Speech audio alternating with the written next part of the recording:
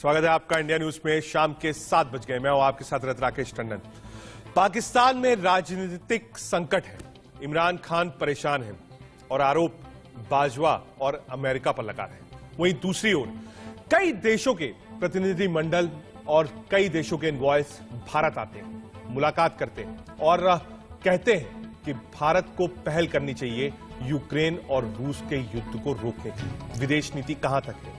नेपाल के पीएम भी यहां पर है। रेल यात्रा की शुरुआत हो रही है। श्रीलंका में क्राइसिस है, वहां पर भी भारत मदद भेज रहा है। क्या भारत की विदेश नीति इस समय अपने शिखर पर है? हमारे साथ बातचीत करने के लिए पूर्व विदेश मंत्री सलमान खुर्शीद साहब जुड़ रहे हैं। बहुत स्वागत है सलमान खुर्शीद साहब आपका इंडिया न्यूज पर। जी धन्यवाद सर। मेरा पहला और सीधा सवाल आपसे, जो राजनीतिक संकट पाकिस्तान में खड़ा हुआ है, भारत किस नजरिए से देखता है इसको?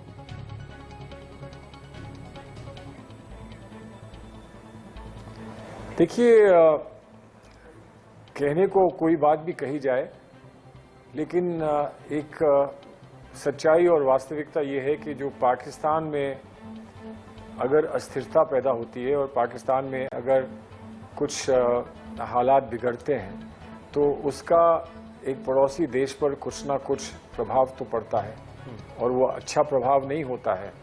दूसरी बात ये है कि अगर पाकिस्तान के सामने कोई अंदरूनी कोई संकट आता है जी, और उस संकट से बचने के लिए जो सत्तारूढ़ दल होता है या जो भी सत्ता में आएगा, अगर ये जो अविश्वास प्रस्ताव है वो कामयाब हो जाता है तो जो भी आएगा उसकी कोशिश ये होगी कि लोगों का ध्यान बांटने के लिए वो किसी और की तरफ उंगली उठाए और उनको भारतवर्ष ही मिलता है, भारत पर ही उंगली उठाते हैं वो।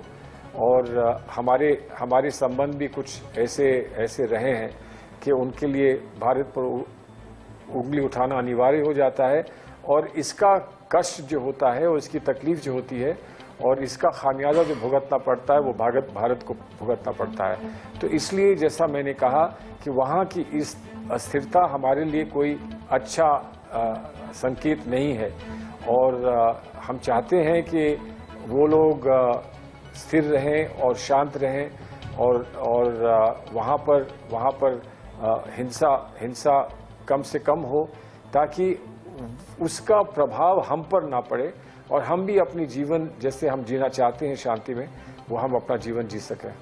ठीक है सर। इधर इमरान खान साहब भारत के बहुत मुरीद हैं। वो बार बार तारीफ कर रहे हैं भारत की विदेश नीति की।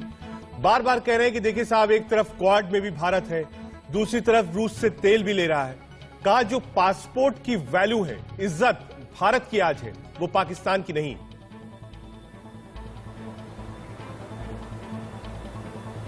देखिए, ये बहुत मुश्किल बात है कि इमरान खान साहब की एक कही हुई बात को हम सराहें और कहें कि देखिए इमरान भाई ने कितनी अच्छी बात भारत के लिए कह दी, और वहीं पर हम ये कहें कि इमरान खान जो हैं वो भारत के दुश्मन हैं, वो भारत के साथ अच्छा व्यवहार नहीं करते हैं। कहीं ना कहीं कोई ऐसी बात कहते हैं जो भारत को चुभती है, भारत को बुरी लगती है। तो मैं इस पर कोई टिप्पणी नहीं करना चाहता हूं। मुझे कुछ थोड़ा सा आश्चर्य हुआ कि उन्होंने ऐसी बात कही, और ऐसी बात कही ये लेकर कि रूस से उनके संबंध बेहतर हो गए थे, इसलिए अमेरिका को ये बात पसंद नहीं आई। तो हम इस बात में क्यों पड़े? भारत के संबंध रूस के साथ भी अच्छे रहे हैं, अमेरिका के साथ भी अच्छे रहे हैं और भारत ने कोशिश करी कि अमेरिका से हमारे संबंध बेहतर हो। हाँ, एक चीन की बड़ी समस्या हमारे बीच में है, हम उनके साथ भी अच्छे संबंध चाहते हैं, लेकिन उनका रवैया हमारे प्रति कुछ ठीक नहीं रहा है। तो इसलिए भारत को अपनी जो प्राथमिकताएं हैं उस पर ध्यान भारत देगा और देना चाहिए।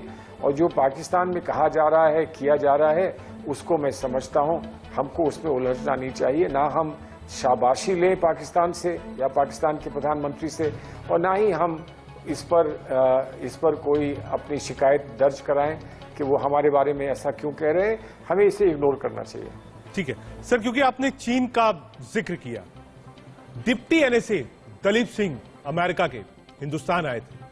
उन्होंने एक बहुत आप कहीं आउट ऑफ बॉक्स एक बयान दिया और उसकी कुछ लाइंस ऑफ फ्रेज है, हालांकि आपने उसको जरूर पढ़ा होगा। उसमें उन्होंने कहा कि साहब ये सोचना कि अगर चीन से कोई कन्फ्रंटेशन होता है और रूस मदद कर देगा, ये गलत सोचता है। हालांकि बड़ा खंडन आया विदेश मंत्रालय की ओर से, लेकिन क्या डेस्परेशन अमेरिका में भी बढ़ा है सर? जो इस वक्त की पोजीशनिंग है देशों की, डिप्टी एनएसए का भारत आना और यह बयान देना, इसको कैसे देखते हैं आप? नहीं, डिप्टी एनएसए भारत आए तो वो तो अच्छी बात है। हम लाए, हमारे संबंध ऐसे हैं कि हमारे एनएसए वहां जाते हैं, उनके यहां आते हैं।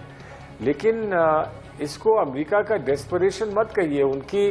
उनकी अपनी कूटनीति है जो वो समझते हैं उनके अपने लाभ के लिए है, अपने फायदे के लिए है। वो भारत के फायदे की बात तो नहीं सोचते हैं। वो पहले अपने आप को प्राथमिकता देते हैं, और अगर वो अपने आप को प्राथमिकता देते हैं और उसमें भारत का काम नहीं हो पाता तो फिर भारत को कुछ और सोचना पड़ेगा। अब हम निर्भर हो जाएं अमेरिका पर, उनकी बात पर, उनके कथन पर और उनकी कार्रवाई पर, तो वो भी अच्छा नहीं है ना, वो भी अच्छा नहीं है। लेकिन हाँ, हम अच्छे संबंध अमेरिका से चाहते हैं। आज ये हो गया है कि आज अमेरिका और रूस के साथ, दोनों के साथ अच्छे संबंध रखना कठिन हो गया है। हमारे अच्छे संबंध दोनों से हैं, लेकिन जैसे जैसे स्थिति में परिवर्तन आ रहा है, वो दोनों के साथ अच्छे संबंध रखना एक कठिन एक समस्या आ गई है।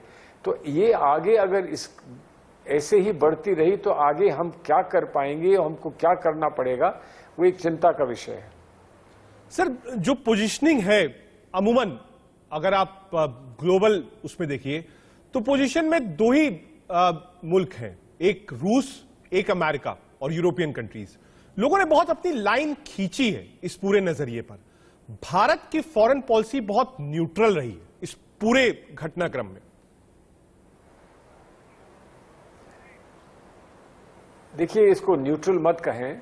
मैं तो ये मानता हूं कि जितने लोगों ने नकार दिया नैन की, जो नॉन अलाइनमेंट की जो मूवमेंट थी जी, और उसको ये माना गया कि अब उसका कोई अस्तित्व नहीं बचा है, अब उसका कोई सिग्निफिकेंस नहीं है, तो मैं तो ये समझता हूं कि इस विवाद ने और इस संकट ने इस बात को एक बात दोहरा दिया है कि भारत की जो नीति नैन की रही थी, जो युगोस्लाविया और इजिप्ट के साथ मिलकर पंडित नेहरू ने बनाई थी, वो नीति कोई ऐसी नहीं थी जिससे नुकसान था विश्व का या भारत का। और उसको नकारने के बाद अब लोगों को ये समझ में आएगा कि आखिर पंडित नेहरू ने उसकी जो कल्पना की थी उसका क्या कारण था, और उस कल्पना को नकारने से भारत को कितना बड़ा संकट का सामना करना पड़ता है। तो मैं ये मानता हूं कि शायद ये एक ऐसा समय है जिसमें जो भी सिद्धांत थे नैम मूवमेंट के, उनको एक बार फिर से हमको अफ्रेश करने का मौका है। और अगर ऐसा होता है तो कोई नई सीख हमको मिलेगी, कोई नया रास्ता हमको अवश्य मिलेगा। लेकिन हाँ, जो भारत को करना चाहिए था, जितना भारत कर सकता था, और जितनी हम समझते हैं कि भारत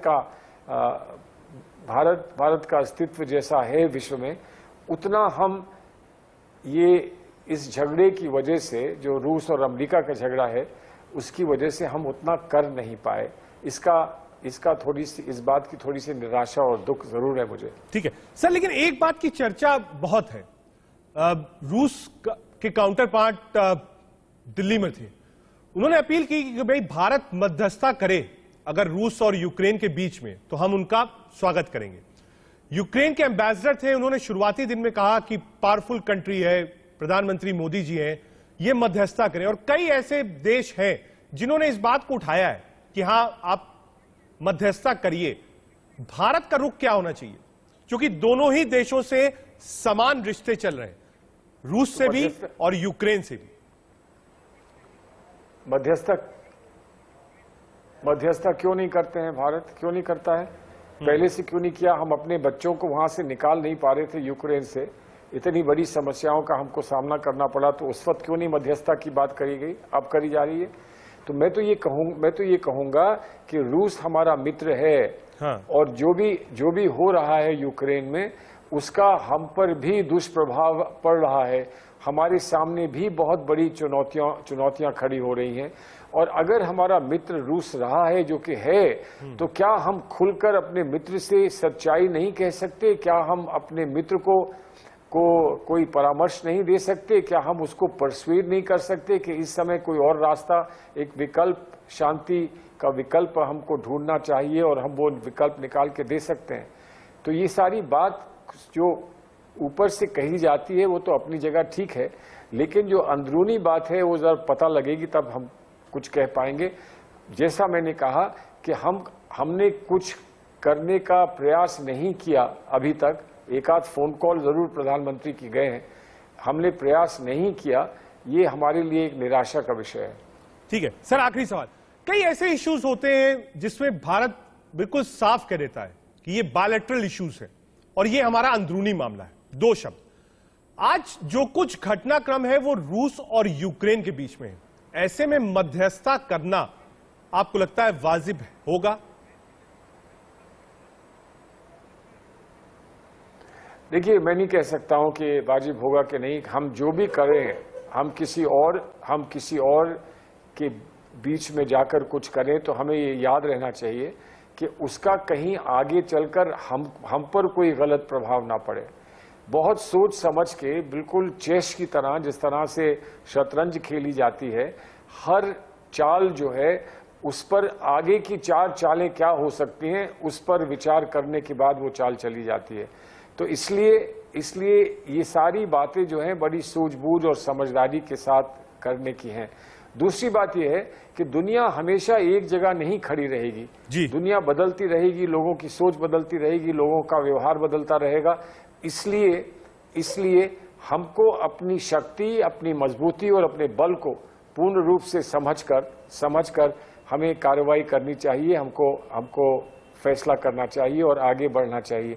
और इसलिए जिस तरह से हनुमान को अपनी शक्ति का पूरा अंदाजा नहीं था और हनुमान को शक्ति का अंदाजा करवाना पड़ा था, उसी तरह से भारत को भी कहीं ऐसा तो नहीं है कि भारत को अपनी पूरी शक्ति का अंदाजा नहीं है।